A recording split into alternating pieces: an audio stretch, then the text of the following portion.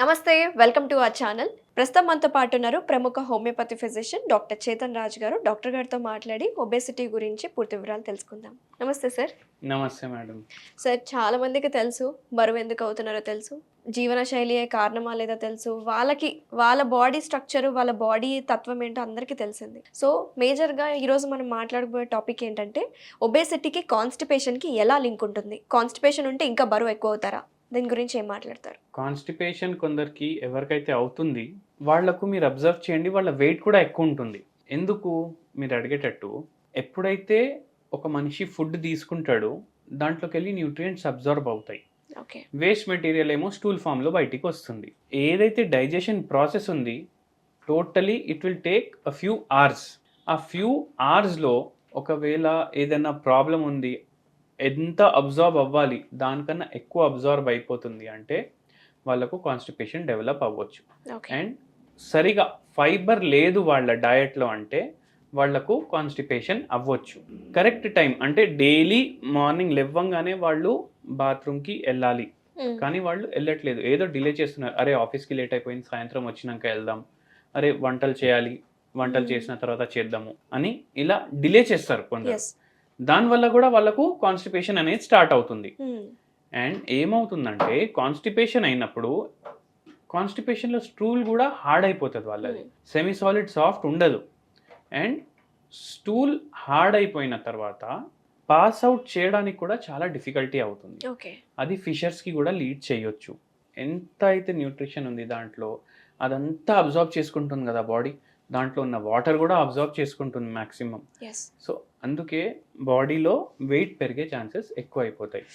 ఇప్పుడు ఎంత అబ్జర్వ్ చేయాలి దానికన్నా ఎక్కువ అబ్జర్వ్ చేసుకుంటుంది స్టూల్, అయితే వెయిట్ పెరిగే ఛాన్సులు కూడా పెరిగిపోతాయి. సో ఇదే అన్నమాట ఇంటర్లింక్. అండ్ ఏమైపోయింది, ఇప్పుడు అందరూ ఏమేమి తింటున్నారు, జనరల్లీ బయట తింటున్నారు. బ్రెడ్లు, బర్గర్లు, పిజ్జాలు, ఫ్రెంచ్ ఫ్రైలు, Chinese fast food, noodles, manchurian, ఇవే ఎక్కువ తింటారు. ఇవన్నిట్లో మైదా పిండి ఉంటుంది. దానివల్ల కూడా డైజెషన్ డిస్టర్బ్ అయిపోతుంది. అండ్ ఎంత న్యూట్రియంట్స్ అయితే పోవాలి దానికన్నా ఎక్కువ అవుతున్నాయి బాడీలో. అండ్ అవి అన్నీ అబ్జర్వ్ అవుతాయి. Plus long hours, working hours, sitting hours, లేవడు మంచి చైర్ మీదకి వెళ్ళి ల్యాప్టాప్ ముందు కూర్చుంటే నైట్ వరకు లేవడు. 8 hours షిఫ్ట్ ఉంటే 12 hours కూడా పని చేస్తాడు, ఎందుకంటే టార్గెట్ మీట్ అవ్వాలి. దాంతోపాటు మళ్ళీ స్ట్రెస్, ఇంట్లో ఏదో ప్రాబ్లం నడుస్తూనే ఉంటుంది, పేరెంట్స్ హెల్త్ మంచిగా ఉండదు, ఫ్యామిలీలో ఏమో ప్రాబ్లమ్స్ ఉంటాయి, ఫైనాన్షియల్ ప్రాబ్లమ్స్ ఉంటాయి. ఇవన్నిట్లా ఇదొక సర్కిల్, విషియస్ సర్కిల్ అంటా నేను. ఎందుకు, ఇవన్నిటి వల్లనే కదా మన వెయిట్ పెరిగేది.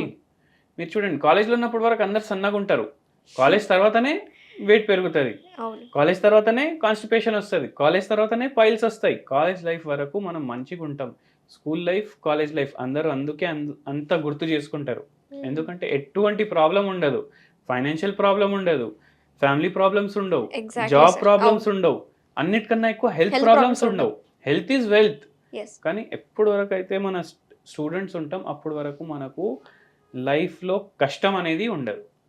ఎప్పుడైతే ఆ కష్టం స్టార్ట్ అవుతుంది మన బాడీలో కూడా దాని ఎఫెక్ట్స్ కనిపిస్తాయి. స్టూల్ పాస్ చేయడానికి కష్టం, వెయిట్ తగ్గించడానికి కష్టం.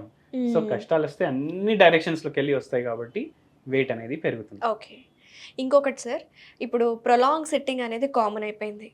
ఏ ప్రొఫెషన్ అయినా, డాక్టర్స్ ప్రొఫెషన్ అయినా, ఏ ప్రొఫెషన్ అయినా ఎక్కువసేపు కూర్చొని ఉంటున్నాం.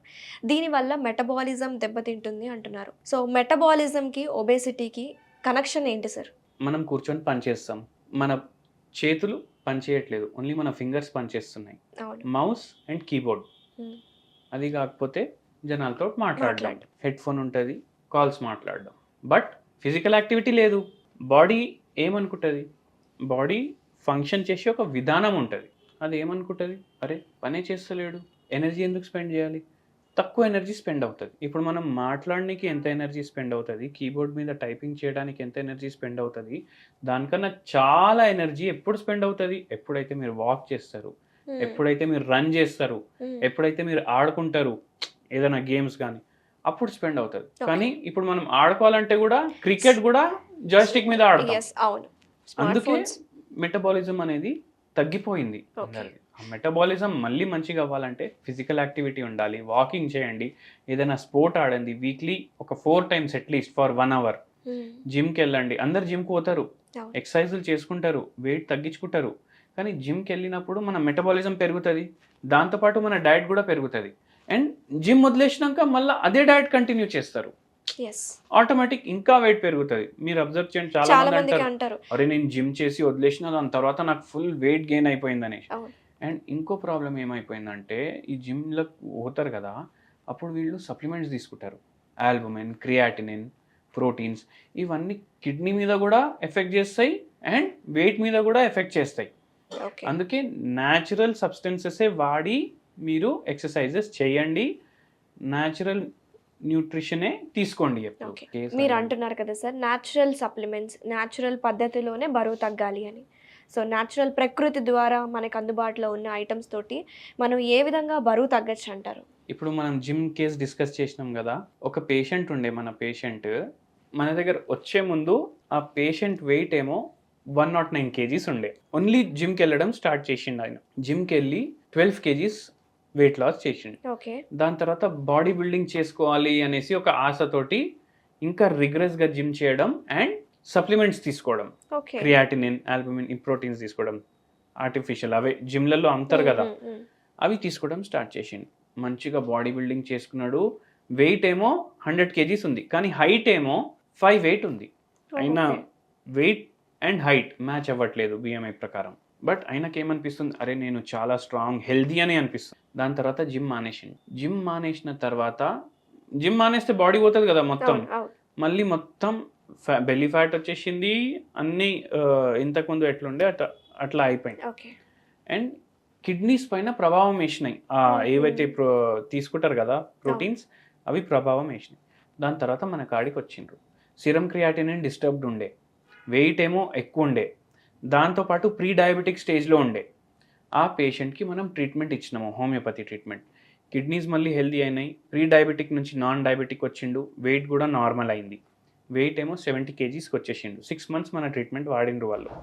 అండ్ దాంతోపాటు నేను ఒకటే చెప్పాను, don't concentrate on body building. ఆయన ప్రొఫెషన్ బాడీ బిల్డింగ్ కాదు, ఫిట్నెస్ కోసం మీరు ఏదన్నా చేయండి, కానీ బాడీ బిల్డింగ్ ఎందుకు? మనం ఏం టోర్నమెంట్లు చేసేది లేదు, మసిల్ బిల్డింగ్ చేసి రెజ్లింగ్ చేసేది లేదు. సో మీ ప్రొఫెషన్ ఏంది? ఆయన ప్రొఫెషన్ ఏమో ఆయన ఒక జర్నలిస్ట్. సో ఆయనకు అవసరమే లేదు అంత బాడీ ఇంత బల్కీ ఉండడం. సో నార్మల్ చేయండి. మీరు చూడండి, మోడల్స్ ఉంటారు, వాళ్ళు లీన్ ఉంటారు, స్లిమ్ ఉంటారు, వాళ్ళ ఫిజిక్ కూడా బాగుంటుంది. సో దాని మీద కాన్సన్ట్రేషన్ పెట్టుకోండి అనేసి మనం ఎక్స్ప్లెయిన్ చేసినాము పేషెంట్కి పూర్తిగా తగ్గింది. ప్లస్ దాంతోపాటు ఒక హోమ్ రెమెడీ కూడా చెప్పాను నేను పేషెంట్కి. నేనేమన్నానంటే, డైలీ మార్నింగ్ నిమ్మకాయ రసం, కొంచెం పసుపు అండ్ కొద్దిగా అల్లం, ఈ 3 మిక్స్ చేసి 1 glass ఆఫ్ వాటర్లో వేసుకొని ల్యూక్ వామ్ చేసుకొని డైలీ తీసుకోమని చెప్పాను, విత్ హోమియోపతి మెడిసిన్. ఇది కూడా చాలా మంచిగా హెల్ప్ చేసింది ఆ పేషెంట్. ఓకే. ఒకవేళ ఇన్ కేస్ ఇది కూడా ట్రై చేసిన వాళ్ళు, మన వ్యూస్ చూసే వాళ్ళు ట్రై చేస్తూ కూడా తగ్గలేదంటే అప్పుడు ఏం చేయొచ్చు అంటారు? అప్పుడు ఏం చేయొచ్చు అంటే, ఇదే మిక్చర్లో వాళ్ళు 5 drops ఒక హోమియోపతి మెడిసిన్ కూడా చెప్తాను, కాల్చికమ్ ఆటమ్నేల్ అనేసి 200 పొటెన్సీలో ఈ మిక్చర్లో అది కూడా వేసుకొని తీసుకోండి. మీకు కొద్దిగా రిజల్ట్స్ కనిపిస్తాయి, కొద్దిగా లూజ్ చేస్తారు. కానీ చాలా ఎక్కువ వెయిట్ లాస్ నార్మల్ బిఎంఐకి రావాలంటే మీరు నాకు కన్సల్ట్ చేయొచ్చు. న్యూట్రిషన్ కన్సల్టేషన్ కూడా ఇస్తారా సార్ మీరు? న్యూట్రిషనల్ కన్సల్టేషన్స్ కూడా ఇస్తాము అండ్ స్పెషల్ డయట్ కూడా ప్రిపేర్ చేసి ఇస్తాం పేషెంట్ ప్రకారం. Okay. And till the patient loses weight he desires, నేను పేషెంట్ తోటి ఉంటాను. Very nice. So thank you so much doctor గారు, చాలా డీటెయిల్గా ఎక్స్ప్లెయిన్ చేశారు. అలాగే మీ దగ్గరకు వచ్చే కేసెస్ ఎలా డీల్ చేస్తున్నారు, హోమియోపతిలో ఎలాంటి ట్రీట్మెంట్స్ ఉన్నాయని చాలా డీటెయిల్గా చెప్పినారు. థ్యాంక్ యూ సో మచ్ అండి.